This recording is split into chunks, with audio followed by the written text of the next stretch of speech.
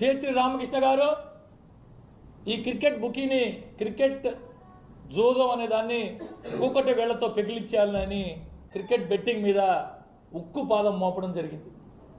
అందులో భాగంగా ఈ 5 లక్షల రూపాయలు డబ్బులు ఇచ్చినటువంటి క్రికెట్ బుకీని కూడా అరెస్ట్ చేయడం జరిగింది.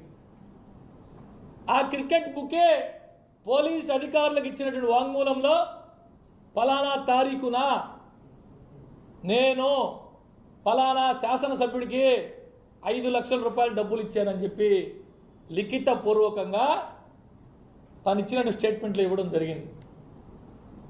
దాన్ని బేస్ చేసుకొని అప్పుడున్నటువంటి ఎస్పీ గారు పోలీస్ అధికారులు అప్పుడున్న ఈ మంగళం సీనుకి నోటీస్ ఇవ్వడం జరిగింది. నంద్యాల బై ఎలక్షన్ జరుగుతున్నప్పుడు ఇది జరిగిన కొద్ది రోజులకి నన్ను కూడా అదుపులోకి తీసుకున్నారు.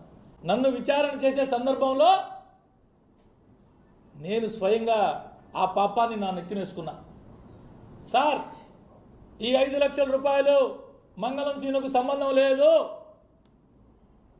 తీసుకుంది నేను, ఆ పాపం చేసింది నేను, అతను చేసిన పాపాన్ని నా నెత్తిన వేసుకొని నా మీద కేసు పెట్టించుకొని నేను కోర్టుల చుట్టూ తిరిగి తర్వాత కొట్టించుకున్నాను. ఇది మీరందరూ కూడా ఏ ఒక్కడు పోయి పోలీస్ ఆఫీసులో పోలీస్ రికార్డులలో ఉంటుంది. ప్రతిసారి వచ్చి నేనేదో నీతిమంతుణ్ణి చేయని బెట్టింగ్ పాపం నా నెత్తిన నేను మోస్తున్నాను. ఇది నగ్న సత్యం. అయ్యప్ప మాల వేసుకొని మాల పట్టుకొని అబద్ధం చెప్పినోడికి ఇంక ఇటువంటి చెప్పడం పెద్ద ఆశ్చర్యకరమైన విషయం కాదు. రూపు ఒక డూప్ అలియాస్ కేశవ. ఇక బెట్టింగ్ విషయానికి వస్తే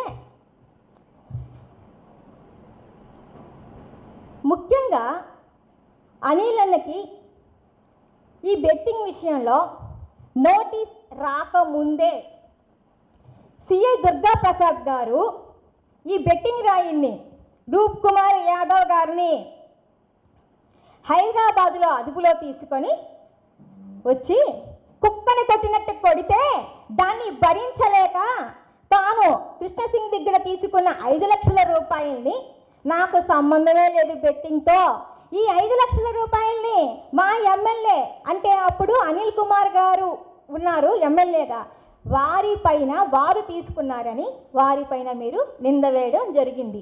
మిమ్మల్ని అదుపులో తీసుకొని విచారణ జరిపిన తరువాతనే మా అనిల్ అన్నకి నోటీస్ వచ్చింది. నోటీస్ వచ్చిన తర్వాత ఎస్పీ రామకృష్ణ గారు అనిల్ అన్నతో మాట్లాడితే అప్పుడు వచ్చింది, అప్పుడు నీ బ్రతుకు బయటపడింది ఎవరు 5 లక్షలు తీసుకున్నారా అనే విషయం. కాబట్టి ఇది మీ ప్రభుత్వం, ఇప్పుడు విచారణ జరిపించండి, వాస్తవాలు బయటకు వస్తాయి, నిందలు ఎవరు మోస్తున్నారో బయటకు వస్తుంది, నిజాలు నెల్లూరు ప్రజలకి తెలుస్తాయి.